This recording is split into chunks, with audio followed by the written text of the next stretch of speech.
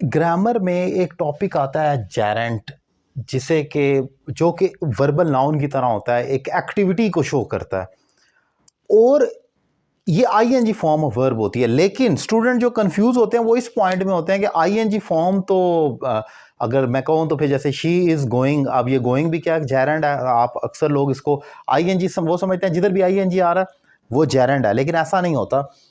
हमें इस चीज़ को समझने की ज़रूरत है कि जेरेंट क्या है और आईएनजी फॉर्म ऑफ वर्ब क्या है। बज़ाहिर तो शक्ल एक है लेकिन फंक्शन डिफरेंट है। That is why it is called functional English, कि इसमें फंक्शन ही तो डिफरेंट है। वर्ड एक होगा लेकिन आप अगर पूछें कि ये क्या है, जेरेंट है या वर्ब है, तो मैं नहीं बता सकता, वो पढ़कर पता चलता है। लेकिन दोनों में फिर डिफरेंस क्या है उसको एलैबोरेट करूंगा आसान कर कर, और कन्फ्यूजन को सॉर्ट आउट करेंगे कि क्या कन्फ्यूजन होती है और कैसे इसको डिस्क्रिमिनेट किया जा सकता है। ज़रा देखें, जेरेंट एक एक्टिविटी को शो करता है। Reading is difficult for him, यहाँ पर रीडिंग एक एक्टिविटी है, ये जेरेंट है।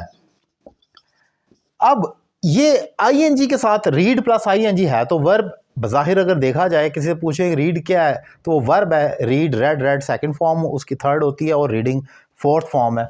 तो आपसे अगर कहा जाए कि ये यहां पर जो आईएनजी इस्तेमाल हुआ है ये जेरेंट है, ये वर्ब नहीं है। लेकिन अगर कोई बज़िद है वो कहता है नहीं मुझे तो ये भी वर्ब लग रहा है, मैं कैसे पहचान करूं। तो अगर ये वर्ब है तो कितने टेंसेस ऐसे हैं जिनमें आईएनजी फॉर्म ऑफ वर्ब आता है। मेरा ख्याल है प्रेजेंट कंटिन्यूस में आता है, पास्ट कंटिन्यूस में आता है, प्रेजेंट परफेक्ट कंटिन्यूस में आता है, और फिर आप पास्ट में जाते हैं तो पास्ट परफेक्ट कंटिन्यूस में आता है, फ्यूचर कंटिन्यूस और फ्यूचर परफेक्ट कंटिन्यूस में आता है।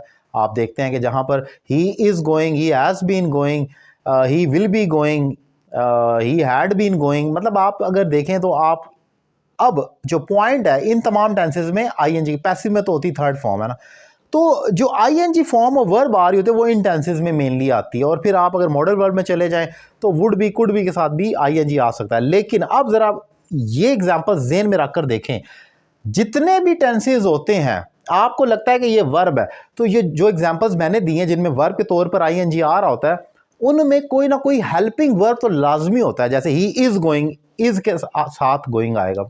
ही वॉज गोइंग तो वॉज के साथ गोइंग आएगा। ही वॉज रीडिंग या शी हैज बीन रीडिंग, अब हैज बीन के साथ रीडिंग आएगा। लेकिन यहां पर आप देखते हैं ये जेरेंट है, इसकी निशानी चीखती हुई वो ये है कि इसके साथ कोई हेल्पिंग वर्ब नहीं है। और अगर हेल्पिंग वर्ब होता तो फिर तो हम बहस कर सकते थे ये कोई वर्ब है। तो सबसे बड़ा पॉइंट एक्टिविटी को तो शो करता है।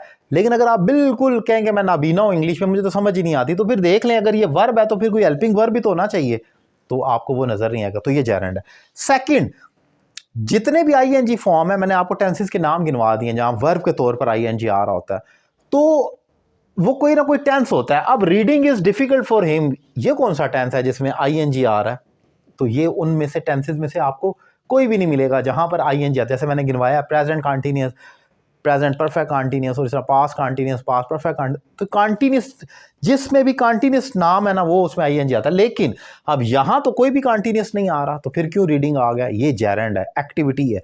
Secondly, Geraint can be a subject and object of a sentence.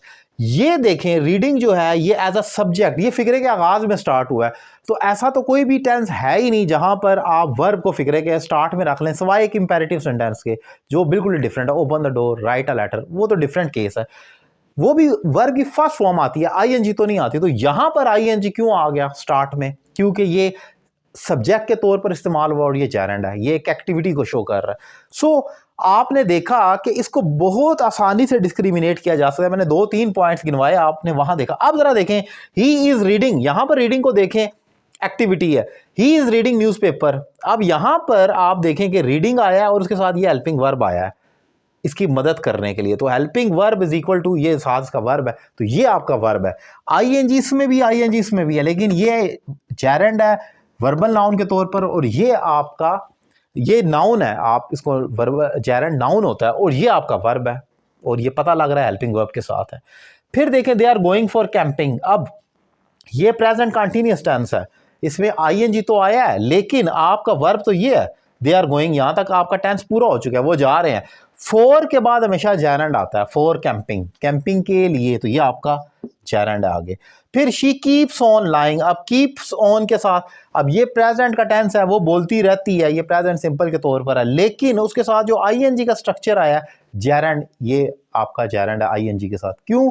क्योंकि मैंने पहले बताया अगर ये वर्ब होता तो कोई ना कोई हेल्पिंग वर्ब होता। आपको यहाँ पर क्या कोई हेल्पिंग वर्ब नजर आ रहा है? नहीं, क्योंकि ये जेरेंड है। तो जेरेंड जो होता है उसके साथ आपको सबसे बड़ी चीखती हुई निशानी है कि कोई हेल्पिंग वर्ब नजर नहीं आता। फिर भी आपके मैं कंफ्यूज हो रहा हूं तो फिर उसका क्या हल किया जा सकता है? क्योंकि जो अगर आपको ये लगता है कि ये वर्ब है, एज अ वर्ब इस्तेमाल हो रहा है, फिर इसकी उर्दू कर देख लें। आपको उर्दू में ये प्रेजेंट कंटीन्यूअस तो नहीं लगेगा।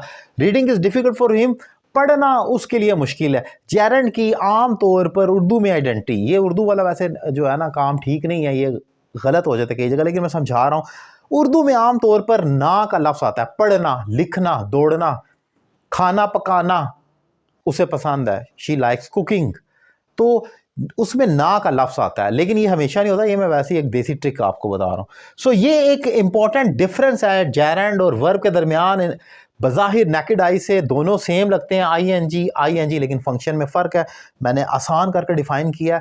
एमसीक्यूज़ में आपसे पूछे जाते हैं तो आप वहाँ पर गड़बड़ करते हैं, इसलिए मैंने इसको डिफाइन किया। उम्मीद करता हूँ लेक्चर आपको पसंद आया होगा, और अगर कोई सवाल है तो व्हाट्सएप पर पूछें, और ऑनलाइन क्लासेस लेना मत भूलें। आपको किसी अकेडमी, किसी जगह जाने की ज़रूरत नहीं है, घर बैठकर आप मुझे ज्वाइन कर सकते हैं। रीज़नेबल फ़ी पे कर मैं बहुत लंबे अरसे से पाकिस्तान में पढ़ा रहा हूँ। एक अल्हम्दुलिल्लाह बड़ा नाम है मेरा इस फील्ड में, तो आप मुझे ज्वाइन कर सकते हैं और मेरे एक्सपीरियंस से फ़ायदा उठा सकते हैं और अपनी इंग्लिश में ज़बरदस्त इंप्रूवमेंट ला सकते हैं। Thank you very much.